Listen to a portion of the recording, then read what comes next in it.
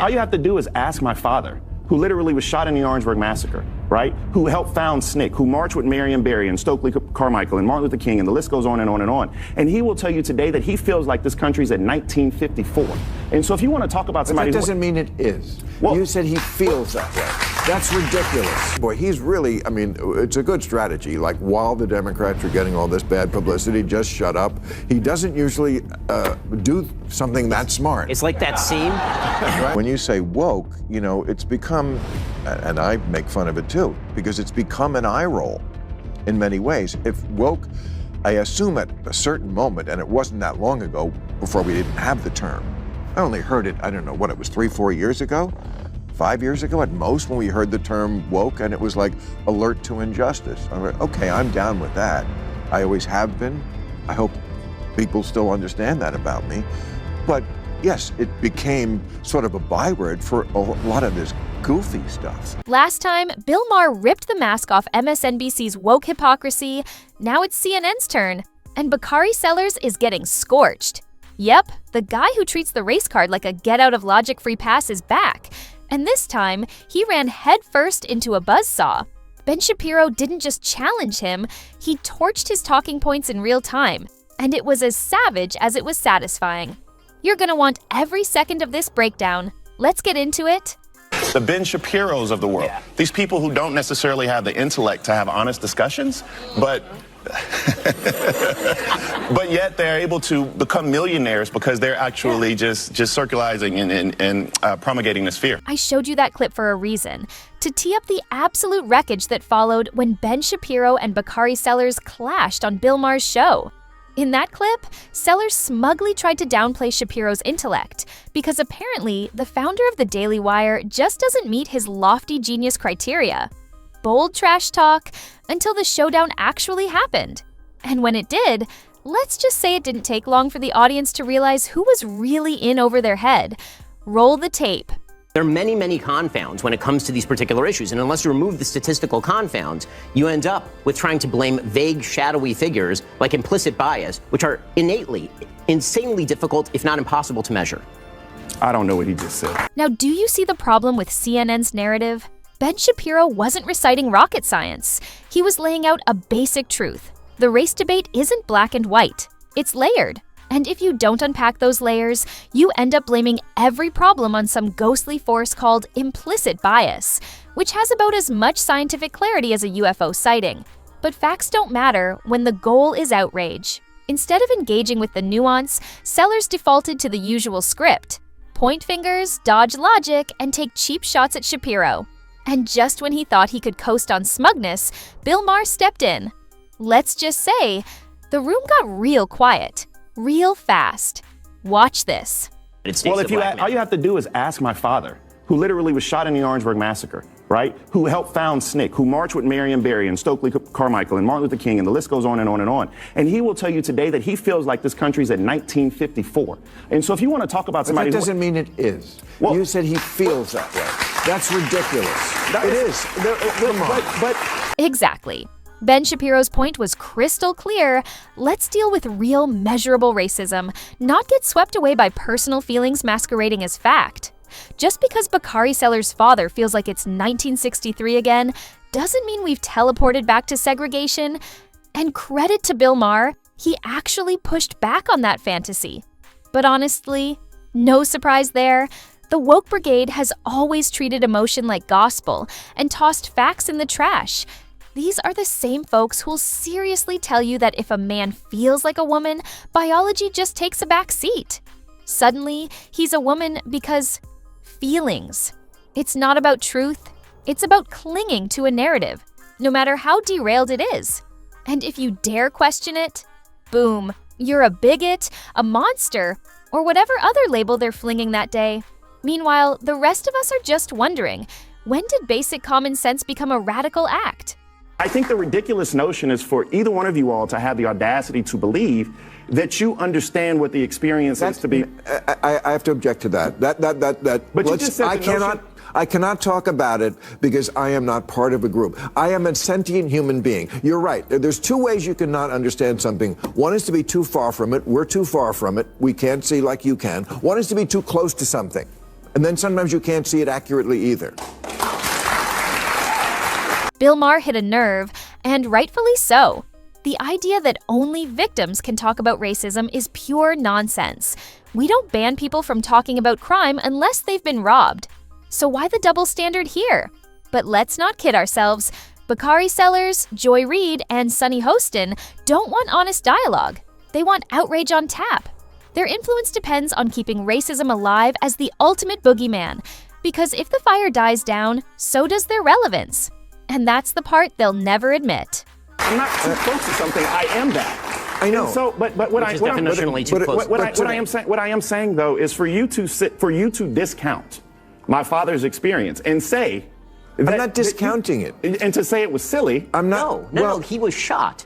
No Were shit. you shot? No, but he's still alive. Like he's Okay. right here. Like Right, but the idea that if I were to say to you, as a Jew, that the experience of Jews in the United States today is worse than the experience of Jews in Europe in 1939, I would not be stating accurately. Correct. It's not true. That's and it's right. also not true to say that the experience of black people in America in 2024 is worse on a general level than the experience of black men in 1954 in Alabama. That's just crazy. But I mean, I think And here's the real kicker. This is what happens when smug race baiters can't rely on stirring emotions to win debates. The moment they face actual logic and tough questions, they fold. Just like Bakari Sellers is doing here. Because when your entire argument rests on feelings, it shatters the second someone asks for facts. Take the 1960s, when racism was a brutal, systemic reality. Black Americans lived under Jim Crow, were denied voting rights, and faced violent reprisals for demanding equality. Fast forward to 2025. Black Americans hold top positions in government, business, and media. Discrimination is illegal, and diversity initiatives are built into nearly every sector. Is racism completely gone? Number. But to say it's the same as the 1960s? Absolutely not.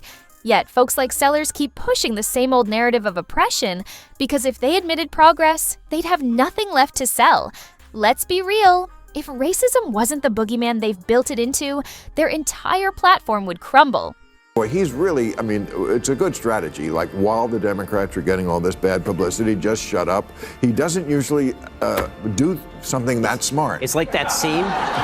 This perfectly encapsulates Bakari Sellers. Talking in circles, dodging facts, and relying on emotion to keep the narrative alive. Nobody's denying that there are still serious issues to address, including racism. But claiming that America has somehow regressed to the 1960s, that's as absurd as a velociraptor learning how to turn a doorknob in Jurassic Park. It's not just dumb, it's a fantasy. But here's the twist that most miss. Sellers, like Sunny Hostin and Don Lemon, has built an entire career around playing the victim. His influence hinges on convincing people that oppression is as rampant as ever and that they alone hold the keys to the struggle. When someone like Ben Shapiro steps in with facts and logic, it's not just a debate, it's an existential threat. Why? Because if racial progress was acknowledged, they'd have nothing left to sell. No TV slots, no book deals, no carefully constructed image as the sole truth tellers.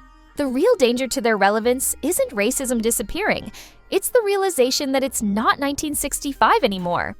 I thought about the conversations you and I have had, Whoopi, so many times, about the co-opting of the word woke. And the fact that the right somehow has made it a dirty word. To be woke is a word that came out of the African American community, and it was about acknowledging social justice inequities, acknowledging people suffering.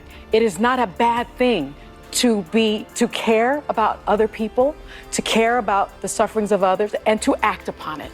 And so it angers me when people are like, this woke stuff has got to go. That's telling me that you don't care about my lived experience. You don't care about the oppression of the LGBTQ community. You don't care about the oppression of the disabled. You don't care about the oppression of immigrants. You don't care about your fellow neighbor. And that is ungodly. That is not Christian. Listening to these so-called race experts whine is downright painful. Now, they're crying foul because woke has been hijacked when they're the ones who turned it into a toxic monster.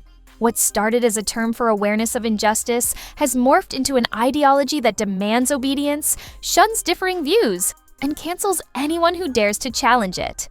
And now, they're upset because the term is a punchline?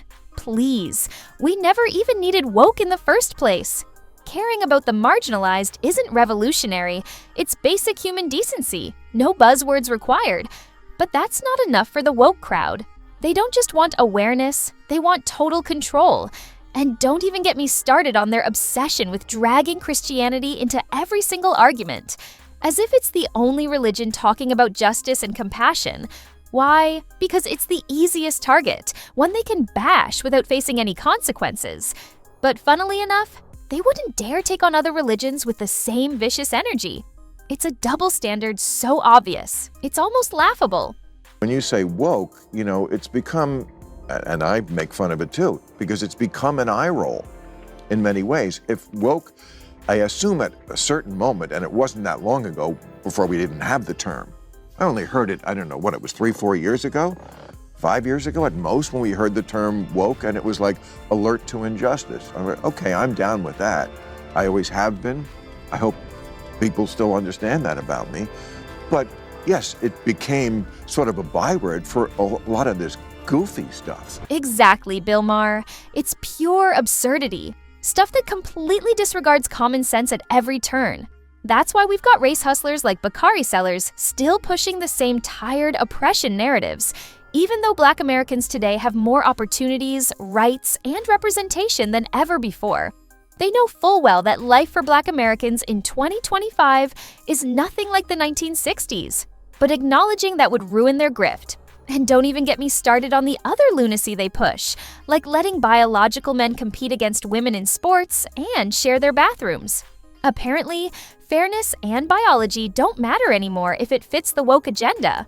Women work their entire lives for a shot at victory, only to lose to men who identify as female but still carry all the biological advantages. And somehow, we're supposed to applaud this as progress?